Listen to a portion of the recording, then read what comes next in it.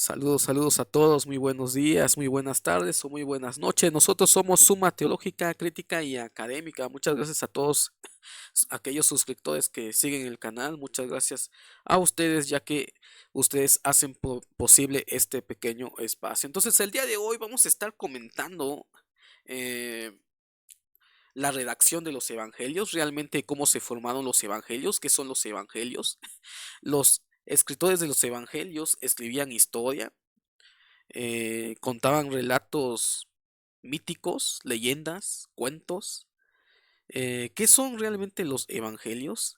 Y si estos escritores de los evangelios se basaron en la redacción de la historia en el mundo antiguo, también pudieron utilizar las mismas técnicas que se utilizaban en la antigüedad con los historiadores. Realmente, si es así, ¿qué es lo que son los evangelios? Vamos a estar hablando acerca de cómo se formaron estos evangelios y queremos recomendar esta literatura.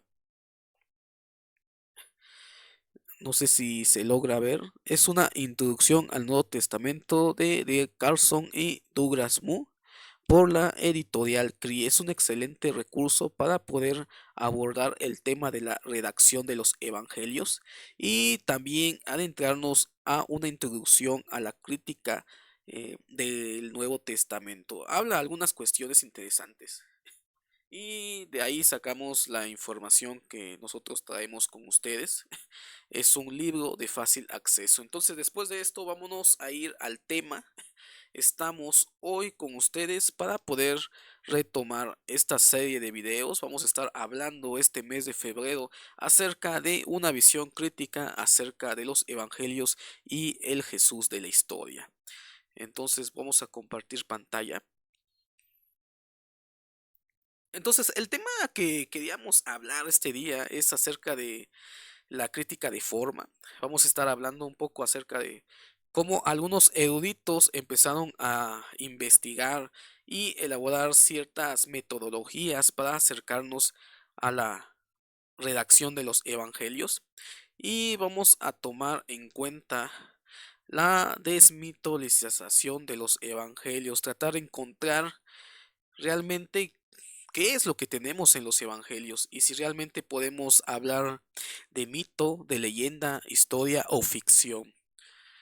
Entonces, vamos a leer y comenzar este tema hablando acerca de un tema que es muy discutido y que en muchas ocasiones es lo que nosotros aprendemos o se nos enseñan acerca de la redacción de los evangelios, es de que los evangelios sinópticos fueron escritos por medio de la inspiración. ¿Realmente qué entendemos por inspiración? ¿Cuáles son los elementos que influyen en la inspiración? Recordemos de que hay un elemento divino a nivel teológico, pero también hay un elemento humano. Por medio de estos personajes, si podemos hablar de inspiración, que motivó y preparó a ciertas personas para poder redactar, editar o construir lo que son los relatos de los evangelios, y no solamente de los evangelios, sino también de lo que nosotros llamamos Biblia hebrea o Antiguo Testamento. Si nosotros contestamos de la manera más sencilla cómo se escribieron los evangelios, podríamos decir que fue por inspiración divina y se acabó el asunto. Sin embargo, los estudiosos en el siglo XVIII, en el movimiento del racionalismo y del auge de lo que es la investigación de los evangelios, la reconstrucción del Jesús histórico y también de los diferentes acercamientos críticos a la Biblia, esto no les pareció realmente algo que se tendría que considerar, hablar acerca de inspiración, sino que trataban de revisar los textos de la Biblia hebrea y también del Nuevo Testamento como textos antiguos que fueron redactados por ciertas comunidades y que escribieron la historia de Jesús eh, a la luz de la creencia de la resurrección. Entonces lo que tenemos nosotros acá son reconstrucciones eh, de ciertos autores y Esta es una idea que en unas ocasiones choca a veces con la forma en que nos enseñaron. Y tenemos un ejemplo claro. Voy a salir un momento hablando acerca de la inspiración. A veces nos enseñan de que por medio de la inspiración fue escrito los evangelios palabra por palabra o línea por línea, dictada por las voces del cielo hacia hombres irracionales. Es decir, ellos no tuvieron nada que ver con la redacción de lo que sería los textos de los evangelios y de la Biblia hebrea. Esa idea estaba muy arraigada al cristianismo hasta que a alguien se le ocurrió decir que recibió un libro dictado por los ángeles del cielo, palabra por palabra. Un grupo sectario, por acá tengo un libro. Este libro que muchos conocen como el libro de Mormón es un libro que nace con la idea de que la inspiración es ser dictada palabra por palabra, línea por línea, por un escritor que no tiene nada que ver con la redacción de un texto sagrado. Entonces, estaba tan arraigada esa idea que en un momento dado de la historia, en un accidente teológico, surge este libro y el autor menciona que lo recibió por inspiración, que los ángeles del cielo lo dictaron palabra por palabra. Entonces esa idea estaba muy eh, arraigada al cristianismo y aún hubieron sectas que aprovecharon esa idea para crear su propio libro, supuestamente inspirado, pero todos sabemos nosotros que es un libro sectario y es un libro que eh, realmente no es sagrado, podemos decirlo. Pueden tomar las ideas de inspiración para poder escribir cualquier texto y decir de que fue inspirado, pero realmente no. Entonces, esa idea estaba muy arraigada a lo que es la inspiración y es lo que todavía hoy en día pensamos cuando nos hablan acerca del término inspiración. Pero recordemos de que no solamente hay elemento divino, sino también elementos humanos, racionales, que bien podemos decir que fueron preparados para poder elaborar lo que son la redacción de los textos de los evangelios. Si nosotros aceptamos de que los evangelios no fueron dictados palabra por palabra, podemos acercarnos un poco más a lo que es históricamente correcto, a comparación de la idea mística que se tiene de que simplemente estos autores recibieron revelaciones y fueron escritos en un texto que posteriormente fue llamado el Evangelio. Sin embargo, no existieron diferentes formas de interpretar o de buscar un acercamiento histórico al Nuevo Testamento, cómo se redactaron. eh, Realmente el aspecto humano, qué es lo que realizó para poder redactar estas literaturas. Entonces, hubieron diferentes ramas en la crítica bíblica. Hoy vamos a estar hablando de la crítica de forma, que se encarga del estudio, de la investigación para reconstruir la historia que tiene el texto del Nuevo Testamento. La crítica de fuente, más que nada, se trata de acercarse a qué fuentes utilizaron los redactores del Nuevo Testamento. Recordemos de que más que escritores de los evangelios, podemos decir editores de los evangelios. El primer siglo que circuló los evangelios eran evangelios anónimos, no tenían nombre, no sabemos realmente quiénes escribieron los evangelios. Todo lo que sabemos acerca del nombre que tenemos en nuestras Biblias hoy en día nos ha llegado por la tradición, porque sí o sí le tendrían que poner un nombre para evitar el problema de la herejía contra la ortodoxia. Y principalmente estos libros cayeron en la categoría de lo que creía la gran iglesia ortodoxa que se estaba formando ya en el siglo II hasta el siglo III. Entonces, la crítica de fuentes trata de acercarse a qué fuentes utilizaron estos editores de los evangelios. Tenemos el caso de Mateo. Los investigadores, los críticos, los académicos argumentan de que Mateo o quien sea que escribió el Evangelio de Mateo utilizó varias fuentes para la redacción de este Evangelio. Tenemos la teoría de que Mateo utilizó a Marcos, utilizó una fuente matiana, una fuente de dichos de Jesús y también la fuente hipotética llamada Q. De la misma manera, Lucas utiliza varias fuentes. De hecho, si nosotros ponemos mucha atención al primer capítulo de Lucas, podemos ver de que existían varios escritos o aquellos que trataron de escribir la historia de Jesús, pero Lucas no le pareció que lo hayan hecho de forma correcta y toma la decisión de contar su propia historia y nos narra de que utilizó varias fuentes. Entonces, la crítica de fuente trata de irnos a explicar cuáles fueron las probables fuentes hipotéticas que utilizaron los evangelistas o editores. En este caso podemos decir, más que autores, son editores, utilizaron varias fuentes. No les llegó todo por medio de una voz dictada desde los cielos, sino que ellos también utilizaron fuentes para poder redactar lo que son los evangelios. Tenemos la crítica de redacción, eh, que vamos a estar hablando más adelante, cómo se fueron redactando estos textos y también el problema de lo que es las interpolaciones. No solamente empezaron a circular evangelios, sino que también hubieron interpolaciones en el texto desde muy temprana edad. El siglo II, siglo III ya hubieron interpolaciones al texto y ahí entra un poquito de lo que llamamos crítica textual. Entonces vamos a continuar. Hoy vamos a estar hablando de la crítica de forma o también llamados por algunos críticas de tradición o la desmitolización de los textos. En este caso, la crítica de forma que se centra en el periodo de transmisión oral. Recordemos de que hubo un periodo en el cual la iglesia transmitía los dichos de Jesús de forma oral y antes de redactarse en los llamados evangelios.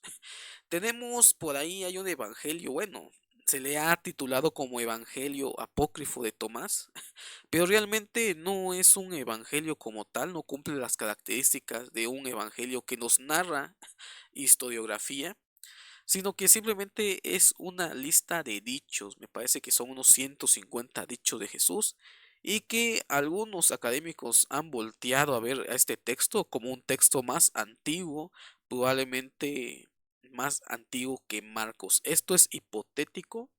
Algunos lo creen que este evangelio fue una fuente más que circulaba más en la época temprana debido a la redacción en dichos, no en una redacción de tipo historiográfica como los narra los evangelios. Entonces, al principio, la historia de Jesús fue transmitido de forma oral. Eso es lo que trata de descubrir la crítica de forma. Los críticos de la forma aseguran que los primeros cristianos transmitieron de forma oral las palabras y las obras de Jesús durante un periodo de tiempo considerablemente largo. Y este es el problema también que tenemos con los evangelios. El primer evangelio, si nos vamos a la creencia ortodoxa, fue el primer evangelio que se escribió y se escribió en el año 50. Posteriormente, Mateo y Lucas escriben entre el año 70 o posterior al año 70 y Juan fue el último evangelio que se escribió en el año 100. Si nos vamos a la crítica, la mayoría de los críticos creen de que todos los evangelios fueron escritos posterior al año 70, como una forma de transmitir la idea de que Jesús es el Mesías. Y recordemos de que pasa un tiempo y hay una transmisión y elaboración de dichos de Jesús que bien pudieron haber ocupado los primeros escritores de los evangelios. Dice, el material escrito no empezó a elaborarse hasta el cabo de unas 2 décadas, seguido al poco tiempo de la redacción de los mismos evangelios. Entonces, si nosotros tomamos en cuenta la crítica,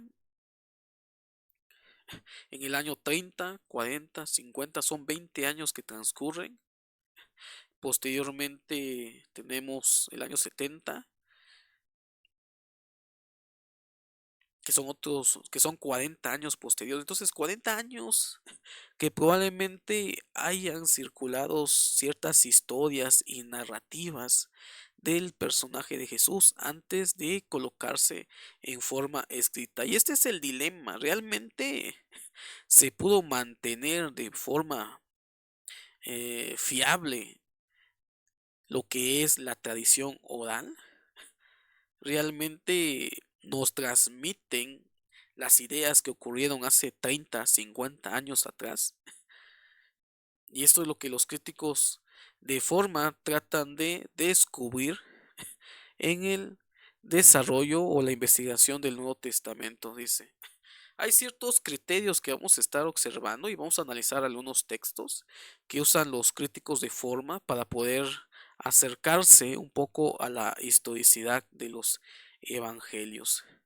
El primero nos dice que las historias y dichos de Jesús circularon en pequeñas unidades independientes. Y esto es algo interesante.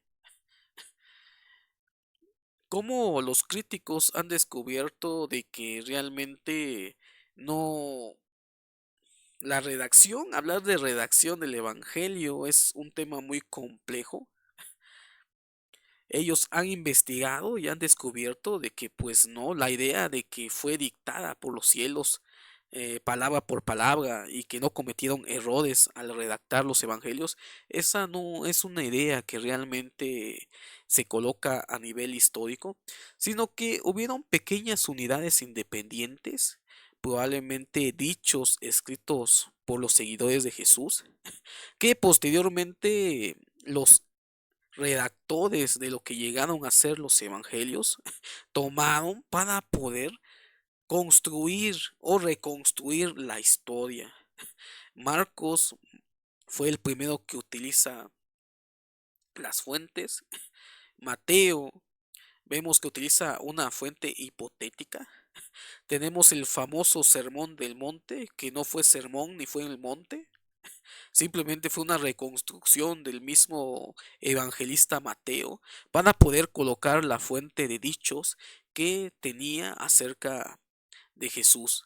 Lucas utiliza los mismos dichos que utiliza Mateo, pero las coloca en orden cronológico diferente. Entonces, aquí tanto Mateo como Lucas utilizan esas fuentes de diferentes maneras y recrean una historia acerca de Jesús. Entonces, esto es lo interesante, cómo las fuentes fueron utilizadas por los diferentes evangelistas y las utilizaron desde diferentes formas.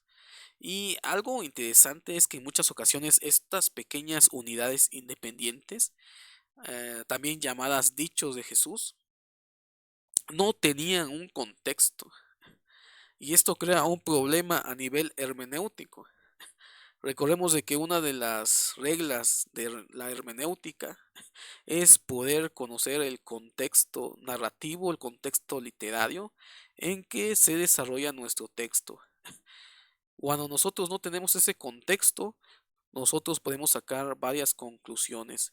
Y al final lo que estamos nosotros descubriendo en el análisis de los evangelios muchas veces no es una idea realmente de la narrativa histórica, sino de lo que el evangelista trata de comunicarnos a nosotros, poniéndolo en un contexto diferente de la cual surgió cierto dicho o cierta idea. Este es uno de los primeros criterios en la crítica de forma, algo muy interesante y nos quita la idea de que surgieron simplemente por medio de inspiración. El segundo criterio en la crítica de forma nos dice que la responsabilidad de dicha transmisión no recae en los individuos, sino en la comunidad donde ese material adquiere forma y se transmite. Y esto es algo muy interesante. Eh, Tenemos cuatro evangelios, cada evangelio tiene una perspectiva diferente de la historia y nos cuenta una teología muy diferente a los evangelios que tenemos. Tenemos el evangelio de Marcos, que probablemente haya sido un evangelio que fue escrito por gentiles. Tenemos a Lucas, que también tiene lo que es la teología paulina. Tenemos a Mateo, que probablemente se escribió en Antioquía. Y tenemos a Juan, que se escribió probablemente en Efeso. Todas estas escrituras, todos estos textos tienen un origen probablemente de una comunidad.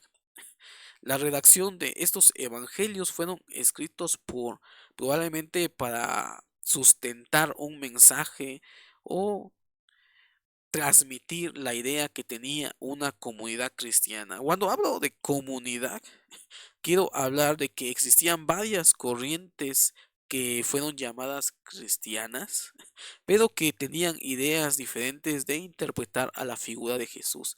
Al final simplemente fueron canonizadas cuatro, pero realmente no existieron cuatro, existieron múltiples evangelios que no entraron a la categoría del canon del Nuevo Testamento, pero el simple hecho de que existieran más de 50 o 100 evangelios que fueron considerados posteriormente como apócrifos, podemos conocer de que existían evangelios que fueron transmitidos por las comunidades y no tenían la idea de Jesús, sino la idea de la comunidad interpretada por Jesús. Es decir, lo que tenemos en los evangelios no es la teología de Jesús, sino es la teología de ciertas comunidades, principalmente la teología paulina. Tenemos la teología de la comunidad de Juan o la comunidad juanina, que probablemente haya sido una comunidad que haya sido marginada también, pero al final de cuentas este texto, este evangelio quedó en el canon del Nuevo Testamento. Entonces tenemos que también comprender también que el problema yace en que estos evangelios no transmiten en ocasiones la idea o el mensaje de lo que sería Jesús, sino que transmiten ya una idea elaborada, interpretada a la luz de las comunidades cristianas. Y esto es algo muy, muy interesante. Hay un libro por ahí que dice que se llama Jesús no dijo esto o Jesús no dijo eso, que trata sobre ese mismo tema que muchas veces muchas enseñanzas supuestamente de Jesús fueron construcciones de estas comunidades que empezaron a emerger en la historia y que al final transformaron y colocaron palabras en los labios de Jesús cuando Jesús nunca dijo lo que supuestamente los evangelios estaban narrando o ciertos evangelios narran. Entonces, esto es algo muy interesante que la responsabilidad de dicha transmisión no recae en los individuos, sino en la comunidad donde ese material adquiere forma y se transmite. Y algo interesante es de que todos estos evangelios, a pesar de que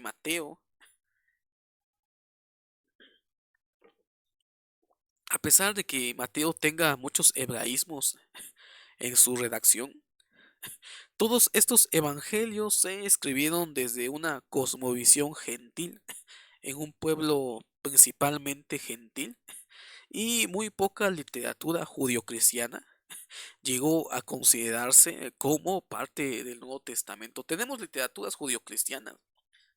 Javier Picasa comenta de que el protoevangelio de Santiago muy probablemente pudo haber entrado al canon del Nuevo Testamento, pero debido a las circunstancias de que era un texto muy judio-cristiano, no entró. Entraron principalmente las que tenían la línea de la teología paulina y principalmente de comunidades de origen o principalmente de origen gentil, es decir, extranjero o griego.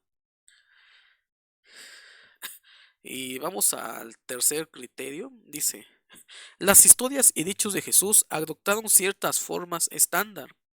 De ahí la crítica de la forma o la historia de las formas, que siguen siendo en su mayoría visibles en los evangelios. Y esto es algo muy interesante, como ciertas ideas en los evangelios tienen una carga intensa acerca de ciertas, eh, podemos decir, figuras de dicción. Hay ciertos textos que son dichos, hay ciertos dichos que son parábolas, pero en muchas ocasiones no podemos ver de que aún en los evangelios hay historia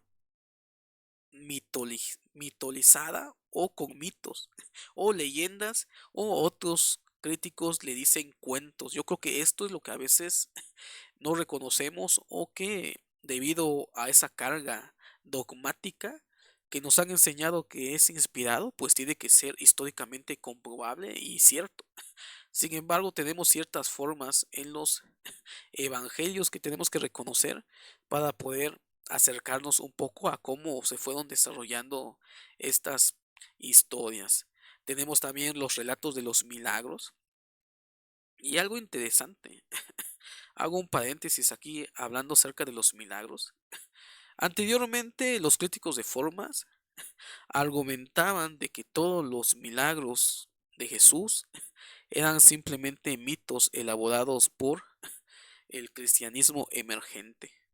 Sin embargo, hoy en día ya las investigaciones están dando la vuelta a este prejuicio o este criterio, retomando de que probablemente Jesús sí pudo haber hecho algunos milagros. Tal vez no todos los que nosotros tenemos en los evangelios, pero hay ciertos milagros que bien pudo haber sido hecho por el personaje de Jesús de la historia.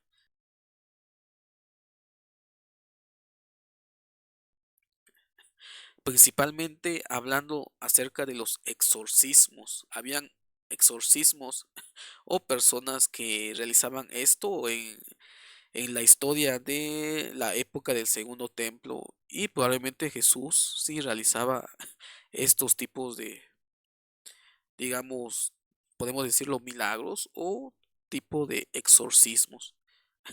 Y esto llama mucho la atención porque el Evangelio de Juan ya casi no nos narra sobre los exorcismos de Jesús y los críticos argumentan de que esto es debido a que había cierta veracidad en cuanto a ver a Jesús no como el Hijo de Dios, sino como un exorcista más de la época del segundo templo. Por esa razón, Juan no nos narra sobre los exorcismos, pero bien pudo haber ocurrido algo. Entonces, existen diferentes formas, tenemos dichos, tenemos parábolas, tenemos relatos de milagros, tenemos relatos legendarios, mitológicos o simplemente ficción. Y yo sé que esto puede escandalizar a las comunidades o las denominaciones, pero sin embargo, esto es lo que se ha investigado y se ha utilizado los criterios metodológicos para acercarse un poco a reconocer cuáles son las formas que dieron origen a lo que es el Nuevo Testamento. Y tenemos aquí un cuadro o un recuadro donde vemos a algunos exponentes de la teoría de la crítica de formas. Tenemos a Rudolf Buchmann, yo creo que es el autor que más conocemos y es al que le debemos el desarrollo de esta crítica, la crítica de tradición o la crítica de forma. Bullman trata de desmitolizar lo que son los relatos de los evangelios. Aunque hoy en día ya hay diferentes posturas en cuanto a la crítica de Bullman, hablando acerca de algunas cuestiones, Bullman consideraba que todos los relatos de los milagros eran simplemente ficción o historia elaborada. Sin embargo, hoy en día ya algunos críticos ya no están tan de acuerdo en esto debido a las fuentes, pero a Bullman le debemos lo que es la tradición o la crítica de tradición, crítica de forma o desmitolización. de los evangelios. Entonces, Dibelius clasifica en diferentes formas lo que es el evangelio. Tenemos paradigmas, tenemos cuentos, y eso es algo interesante. ¿Cómo es posible de que tengamos cuentos en el Nuevo Testamento? Yo creo que esto muchas veces no lo podemos aceptar a nivel dogmático, a nivel teológico, pero esto es debido a la idea de que el texto fue escrito de forma inspirada. Si podemos hablar de inspiración,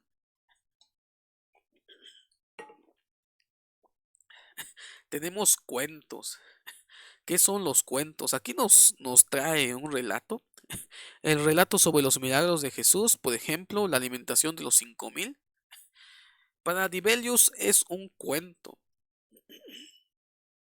y por lo tanto no es creíble como un acontecimiento histórico.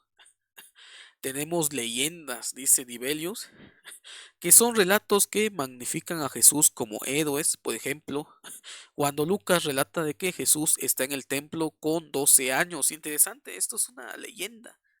Y aquí voy a hablar algo que puede escandalizar a muchos, pero la cuestión no es escandalizar, sino conocer el origen de la redacción a nivel crítico histórico de los evangelios.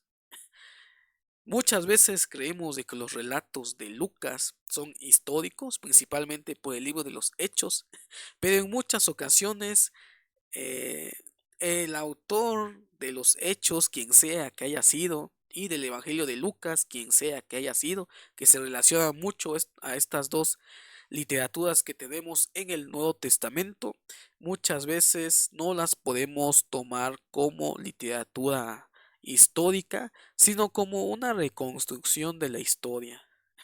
Y esto lo podemos ver en la forma de escribir de los historiadores antiguos, que recreaban las historias, tratándolas de adaptarlas a lo que probablemente pudo haber ocurrido, porque ellos no estuvieron en esa ocasión directamente con los acontecimientos narrados en los evangelios. Principalmente tenemos esta leyenda de Jesús que nos narra Lucas, que a los 12 años ingresa al templo y todos sabemos la historia.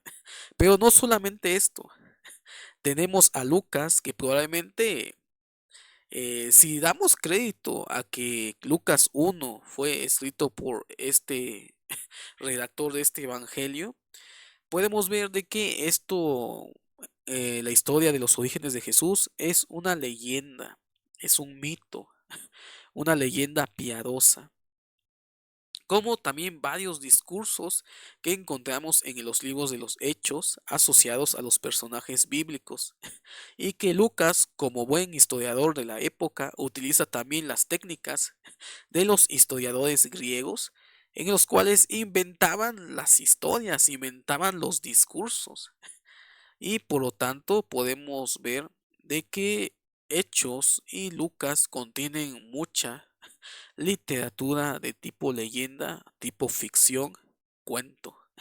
Y yo sé que esto es algo escandaloso, podemos decirlo, pero al final de cuenta esto termina canonizado, sea histórico o no sea histórico, al final tiene un mensaje teológico y es lo que nos quería transmitir si nosotros creemos en la inspiración. Al final de cuenta, la inspiración hizo de que esto fuera redactado de esta forma y que nos da un mensaje de tipo teológico. Entonces aquí vemos como Dibelius nos narra de que hay leyendas en los evangelios, hay cuentos, hay parenesis, y nos dice que es una enseñanza de Jesús que no culmina en una única sentencia, por ejemplo, el Padre Nuestro. Entonces tenemos también a Bullman, vamos a ver cómo nos clasifica a Bullman a las formas que nosotros encontramos en lo que es los evangelios. Nos dice que tiene apotegegmas, que son breves dichos de Jesús ubicados en un contexto que culmina con la sentencia de Jesús: da al César lo que es de César y a Dios lo que es de Dios. Pequeños dichos que son que nosotros encontramos en los evangelios y como dije, estos dichos no tenían contextos. El ejemplo más claro es el Evangelio apócrifo de Tomás, son 150 dichos de Jesús y no nos narran el contexto narrativo. Nos relata, Bullman lo clasifica en la forma de los milagros. Sobre los relatos sobre los milagros de Jesús, la alimentación de los 5000, pero para Buchmann estos relatos no son históricos. Tenemos relatos históricos o leyendas. Bullman todavía lo clasifica entre relatos historiográficos o leyendas que surgen y son construidos en en el desarrollo de la iglesia primitiva. Y tenemos aquí, nos narra el mismo ejemplo, historias donde magnifican a Jesús como héroe. Y tenemos varias. Por ejemplo, la historia de Jesús y Satanás bien puede caer en un midrash. Tenemos un texto en sabiduría que probablemente el redactor de Mateo conocía y redacta un midrash acerca de la historia de Jesús y Satanás. Y vemos de que en el texto encontramos narrativa. ¿Quién tomó nota de esa narrativa? Ese es el dilema y el problema. Tenemos también la historia de Jesús caminando sobre el agua y algunos argumentan de que esta historia fue una historia de Jesús post resurrección, pero que terminó en los evangelios como una historia aún en la vida de Jesús y no post resurrección. Y tenemos varias narrativas interesantes. Jesús eh, orando al Padre que tenemos en el jardín del Getsemaní. Y aún tenemos la historia de Jesús que Lucas, solamente el escritor del Evangelio de Lucas nos narra acerca de la ascensión. Tenemos a Marcos que nos narra lo mismo, pero sabemos que es una interpolación posterior, inspirada en el Evangelio de Lucas y Mateo. Entonces Lucas nos narra cómo Jesús asciende a los cielos, cosa que no vemos en Marcos, tampoco en Mateo y mucho menos en Juan.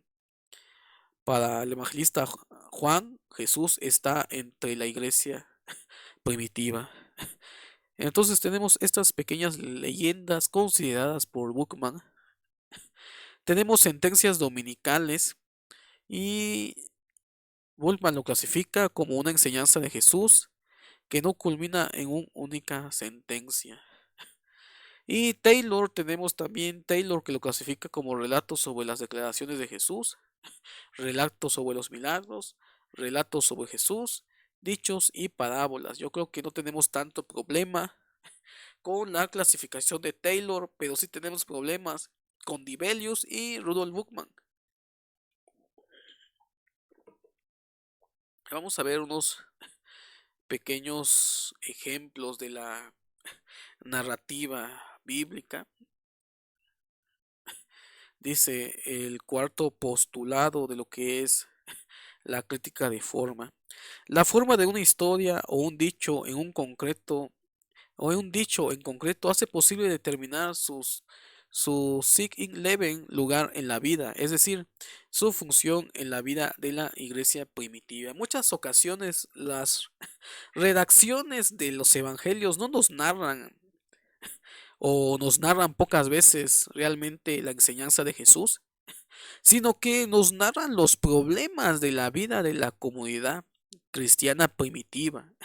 Algunos son elaboradas para sustentar y dar apoyo o solucionar algún problema de las comunidades cristianas en la época en que están siendo redactadas los evangelios. Vamos a leer este pequeño ejemplo. Dice, entonces respondiendo Jesús le dijo, bienaventurado eres Simón, hijo de Jonás, porque no te lo reveló carne ni sangre, mas mi Padre que está en los cielos. Mas yo también te digo que tú eres Pedro, y sobre esta piedra edificaré mi iglesia, y las puertas del infierno no prevalecerán contra ella. Y a ti te daré las llaves del reino de los cielos, y todo lo que ligares en la tierra serán ligados en los cielos, y todo lo que desates en la tierra será desatado en los cielos. Y este texto es muy interesante porque si nosotros nos vamos a la historia, en el año 30, donde Jesús estaba dando su ministerio, probablemente Jesús no estaba pensando en la fundación de ninguna iglesia. Probablemente esto sea una reconstrucción posterior para darle la aprobación a la iglesia primitiva de ser parte de la historia de la fundación por medio de Jesús. La palabra iglesia es un término tardío y no podemos considerarlo de forma histórica en el año 30.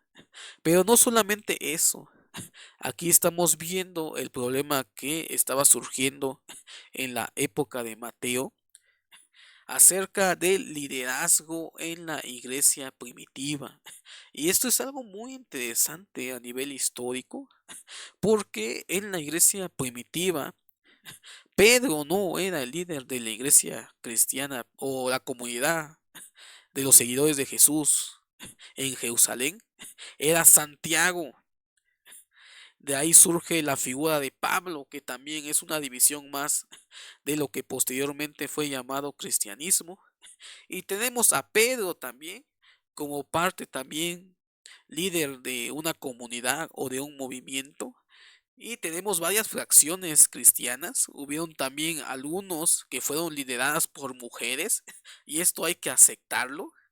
También hubieron comunidades cristianas lideradas por mujeres.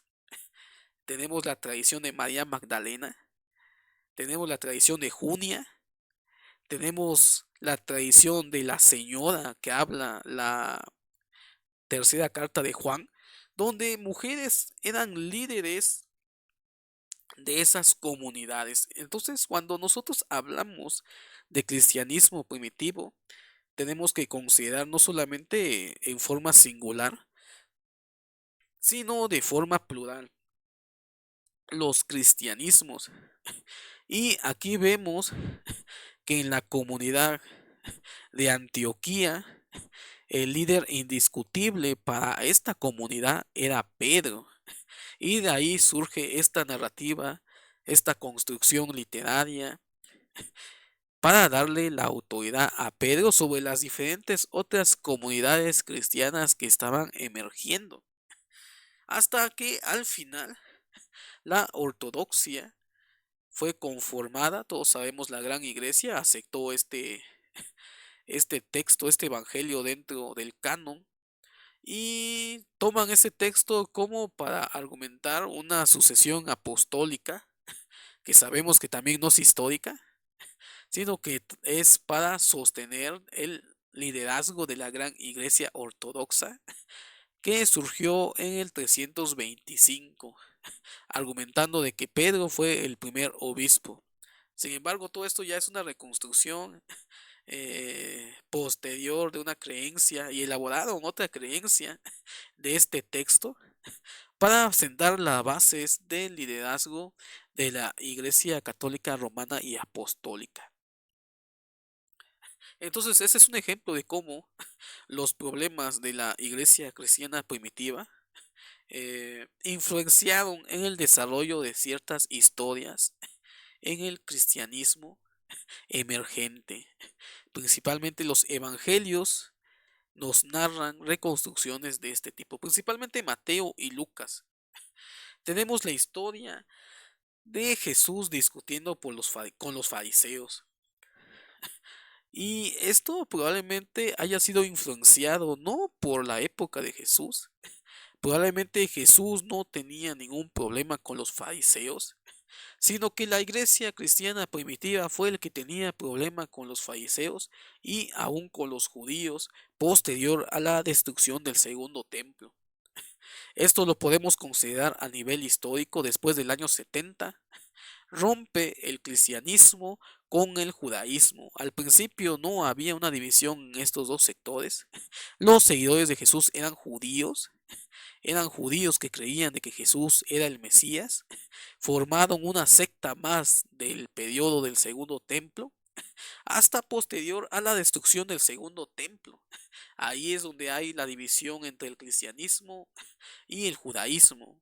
Los que trataron de reconstruir el judaísmo que hoy llamamos judaísmo rabínico, expulsaron a todos aquellos que no estaban a favor de la creencia de una reconstrucción del judaísmo nacional como ellos lo tenían pensado. Expulsan a todos los cristianos o aquellos judíos que creían de que Jesús era el Mesías. Desprecian a todos los cristianos gentiles, también a toda aquella secta que no se acataba a lo que ellos tenían pensado de cómo formar o conformar lo que sería el judaísmo rabínico, fueron expulsados de ese movimiento. Desaparecen los saduceos, desaparecen los celotes, desaparecen todas las sectas de la época del segundo templo, y el judaísmo fariseico o rabínico, que llegó a conocerse posteriormente, fue el que sentó la base para la reconstrucción del judaísmo que hoy en día tenemos. Y debido a esto que ocurrió en el año 70, 80, debido a esta expulsión de los cristianos, Mateo escribe contra los fariseos, algo que realmente no ocurrió históricamente, pero que le da una respuesta a los acontecimientos que están surgiendo en la época en que está escribiendo el redactor del Evangelio de Mateo. Y eso es algo muy interesante acerca cómo la historia influenció en el desarrollo de diferentes literaturas que nosotros encontramos en el Nuevo Testamento. ¿Qué más influenció? Hay una oración que decían los judíos en contra, más que bendición, era una maldición para todos aquellos que eran llamados cristianos. Y también tenemos una maldición por parte de los evangelios hacia los judíos fariseos.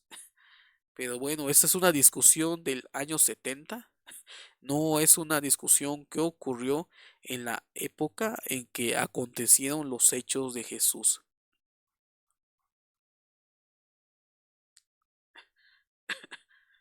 Tenemos otra historia, también tenemos en Marcos, y vamos a leerlo y comentarlo. Dice, ¿por qué decían tiene espíritu inmundo? Vienes después sus hermanos y su madre, y estando fuera enviaron a él llamándole. Y la gente estaba sentada alrededor de él, y le dijeron, he aquí tu madre y tus hermanos te buscan afuera. Y él le respondió diciendo, ¿quién es mi madre y mis hermanos? Y mirando a los que estaban sentados alrededor de él, dijo, he aquí mi madre y mis hermanos. Porque cualquiera que hiciera la voluntad de Dios, este es mi hermano y mi hermana y mi madre. Este es un texto que han utilizado mucho para argumentar de que Jesús no le interesaba lo que eran las relaciones familiares, y tenemos otras también en los evangelios, y que ha llevado a algunos sectarios de enseñar la separación familiar del creyente. Y esto es algo que realmente no dice el texto. Aquí simplemente estamos viendo un problema que estaba atacando el Evangelio de Marcos, que contiene también una teología paulina acerca del problema del liderazgo dentro de las iglesias primitivas. Recordemos de que el liderazgo cayó a manos de la familia de Jesús. Tenemos a Santiago como líder indiscutible de la comunidad de seguidores de Jesús en Jerusalén. No podemos hablar todavía de iglesia. Es un término que probablemente se construye y se desarrolla principalmente en comunidad gentil, pero los primeros seguidores de Jesús eran judíos ortodoxos practicantes. Aquí no hay separación del judaísmo y los gentiles, sino que eran simplemente judíos que creían de que Jesús era el Mesías, y el liderazgo cayó en Santiago y su familia. Y aquí vemos un relato de tipo apologético, haciendo un desprecio de Jesús por su propia familia, en el cual el redactor trata de disminuir la importancia de la familia de Jesús en el liderazgo de la iglesia primitiva. Y esto tiene mucho que ver con la historia. Todo movimiento importante que sucedió en el judaísmo de la época del Segundo Templo, siempre quedaban los familiares de esos movimientos. Tenemos un ejemplo claro en los Macabeos, que inició como una revolución judía. Aún podemos ver de que los judíos cumplen más con una expectativa mesiánica que el propio movimiento de Jesús, que sin embargo el grupo de los Macabeos logran lo que es la liberación del pueblo de Israel, del pueblo extranjero, y empieza a fundarse lo que es el imperio asmoneo. El liderazgo corre simplemente con la sangre familiar de los macabeos y se empiezan a corromper con el tiempo.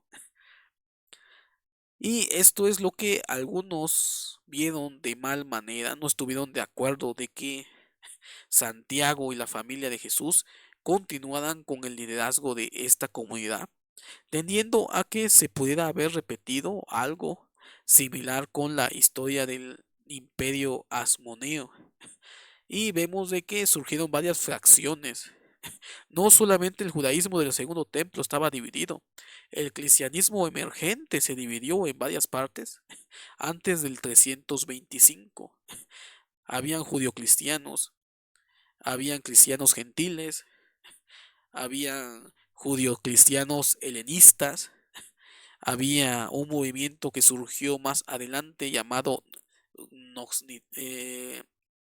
gnosticismo, y posteriormente se corrompe la línea judio-cristiana, se forman los ebionitas, los nazarenos, quienes ya despreciaban ya a los otros cristianos. Llegó un momento en que los cristianos discutían entre los propios cristianos, que tenían diferentes formas de interpretar lo que es la historia de Jesús.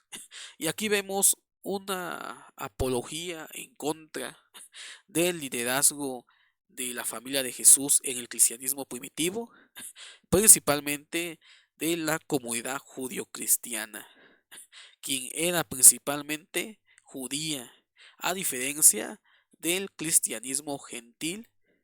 Y aquí vemos ese desprecio por ese liderazgo en esa línea del judio-cristianismo. Y si nos vamos a la historia, esto es algo muy complejo y muy interesante, como después del año 70 el judio-cristianismo pierde, digamos, poder o autoridad después de la destrucción del segundo templo y la destrucción del pueblo de Jerusalén. Desaparecen de la historia. Historiadores argumentan de que los judio-cristianos huyeron a Pella o Pella, me parece que se llama el pueblito, y que fueron despreciados tanto por cristianos como por judíos. Despreciados por los judíos porque creían de que Jesús era el Mesías, y despreciados por los cristianos gentiles porque ellos eran judíos y no gentiles. Al final de cuentas, solamente hubieron dos opciones.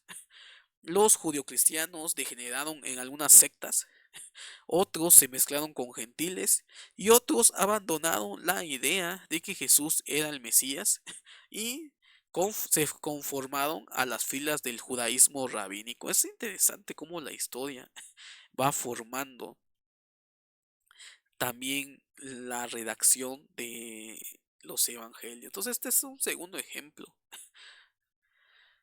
Tenemos también este quinto criterio, y este es un criterio muy interesante. Yo sé que esto puede escandalizar.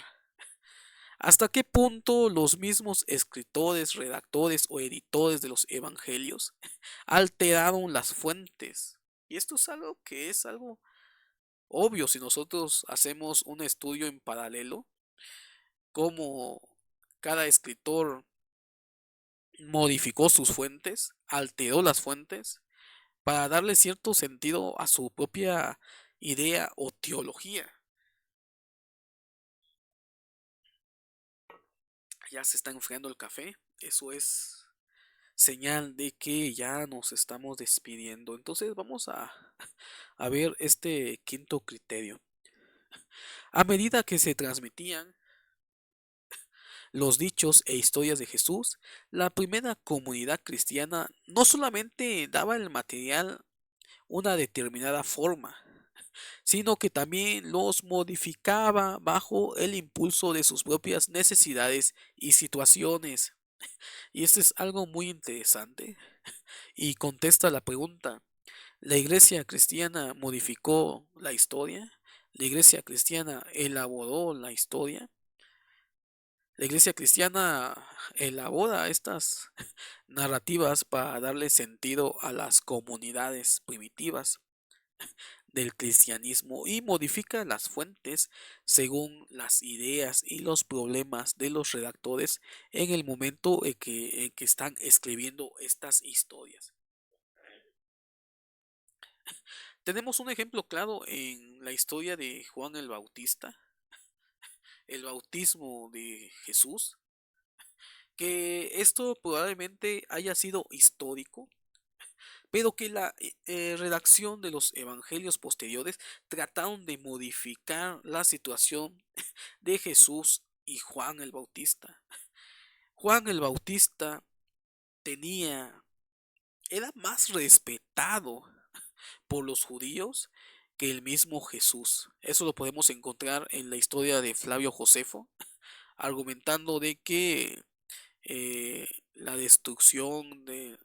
No, no tengo bien el dato, pero hay una historia que nos narra Flavio Josefo que nos dice que a causa de la muerte de Juan el Bautista es que hubo una pérdida en una guerra de los judíos. No tengo el dato si fue la destrucción del segundo templo o fue otra historia de los judíos, pero tenían una gran estima a Juan el Bautista.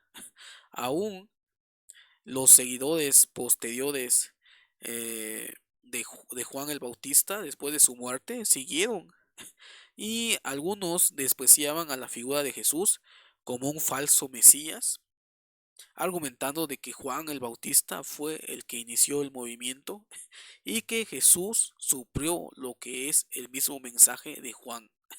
Y entonces hay todos estos conflictos, podemos verlo también en los evangelios, cuando Juan, uno de los discípulos de Juan, viene a Jesús y le pregunta, ¿tú eres el Mesías o esperaremos a otro?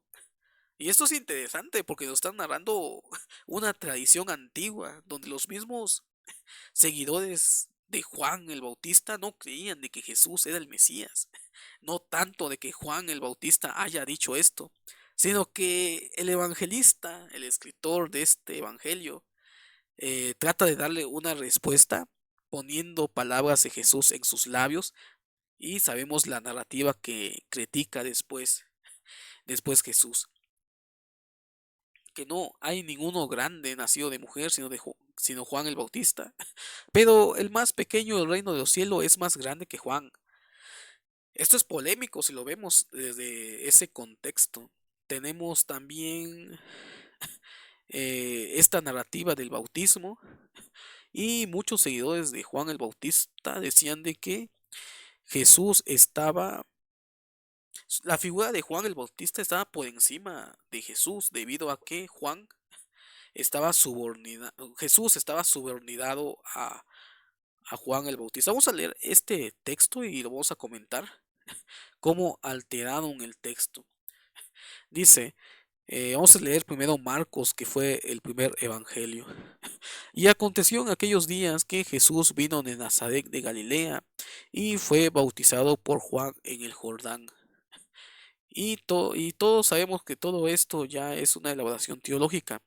Y luego subiendo del agua vio abrirse los cielos y el Espíritu como paloma que descendía sobre él.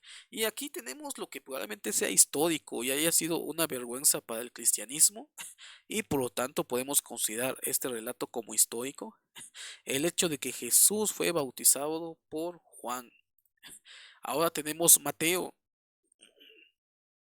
que escribe posterior a Marcos y dice, entonces Jesús vino de Galilea a Juan en el Jordán para ser bautizado de él. Y tenemos ese texto que no encontramos en Marcos, mas Juan lo resistía mucho diciendo, yo he menester ser bautizado a ti y tú vienes a mí. Empero respondió Jesús, le dijo, deja ahora porque así nos conviene cumplir con toda justicia. Entonces le dejó. Y entonces aquí vemos esta elaboración y manipulación de las fuentes, donde ya vemos de que aquí es Mateo le cambia la historia. El hecho de que Jesús se haya subordinado a Juan el Bautista dio a que los seguidores de Juan vieran a Jesús como alguien inferior. Ya en la época en que redacta Mateo, ya elabora esta historia argumentando de que Juan no quería bautizarlo. Y aún dice, tú eres mayor que yo. Y ahí podemos ver que le está dando una respuesta a aquellos seguidores de Juan el Bautista que aún seguían en la época en que se redactó esta historia. Pero si nos vamos a Lucas, el tercer evangelio,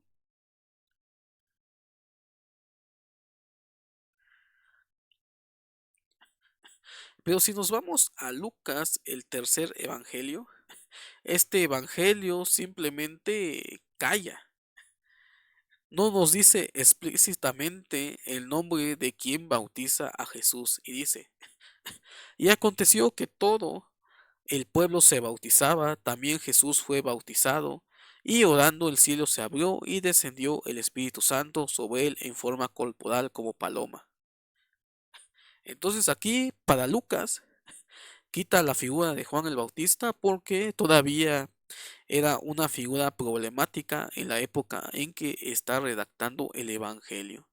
Entonces aquí vemos esta elaboración, reconstrucción y modificación aún de la historia de Jesús. Vemos a Marcos donde nos habla lo históricamente más probable, que sería que Juan el Bautista eh, bautiza a Jesús y por lo tanto se puede decir de que estaba subordinado a Juan y de que Jesús era un seguidor de Juan el Bautista, un discípulo y por ende el maestro de Jesús. Y tenemos a Mateo que ahora sí modifica la fuente, elaborando una narrativa en el cual se trata de justificar de que Jesús fue bautizado por Juan. Y tenemos a Lucas que simplemente dice, bueno, yo no quiero tener problemas con este texto, lo voy a eliminar. Y simplemente digo de que Jesús fue bautizado. Y simplemente no coloca ni hace mención de el personaje de Juan. Y vamos a leer este último apartado que es algo interesante y que contesta también el problema de que si el cristianismo primitivo modificó las fuentes, elaboró las fuentes, alteró las fuentes o elaboró historias ficticias, mitológicas, leyendas acerca de la figura histórica de Jesús. Los críticos de forma discrepan ampliamente sobre como el grado en que las iglesias primitivas modificó y creó el material del Evangelio. Y esto es algo interesante. Aún no se ponen de acuerdo los críticos hasta qué punto la iglesia primitiva modificó y creó el material de los evangelios. Ese es algo muy complicado realmente de conocer, pero como hemos visto, parece ser de que los diferentes evangelistas ocuparon sus fuentes, las modificaron y las adaptaron para dar un mensaje de forma teológico. Hay cierto sector ortodoxo denominacional que habla de que esto no es así, de que la iglesia primitiva no modificó las fuentes, pero Si hacemos el estudio de la crítica, podemos ver de que sí hay cierta modificación y hay cierta recreación de la historia. Los críticos de la forma discrepan ampliamente sobre el grado en que la iglesia primitiva modificó y creó el material del Evangelio. Bullman, por ejemplo, piensa que la influencia fue enorme. Esto es lo que piensa Bullman. Y Rudolf Buchmann fue el que sienta las bases de la tradición, de la crítica de tradición o de forma. Y para él es muy difícil conocer al Jesús de la historia debido a que está muy teologizado los textos que nos narran acerca de su historia en los evangelios. La influencia fue enorme, dice Woodman, y atribuye la mayor parte del material del evangelio a la iglesia primitiva porque cree que muy poco del material que conservamos proviene del ministerio de Jesús en la tierra. Y eso es algo que los críticos de forma han argumentado.